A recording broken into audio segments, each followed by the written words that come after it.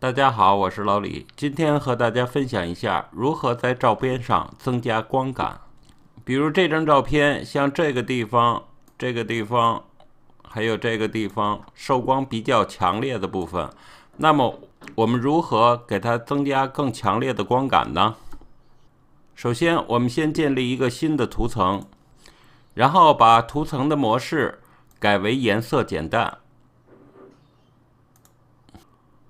然后我们点开左边的设置前景色，我们把它的明度调低，不要选高，因为选高的话，比如说我们来做一下啊，如果这个选的比较高，我们在绘制的时候颜色就过于强烈了，你看这个多强烈，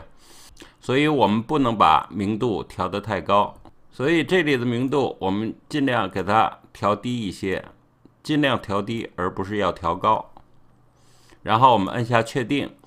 我们选择工具栏中的画笔工具，然后对高光的部分进行涂抹。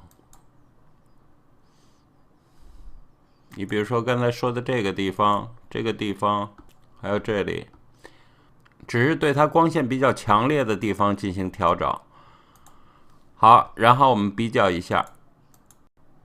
效果是不是就出来了？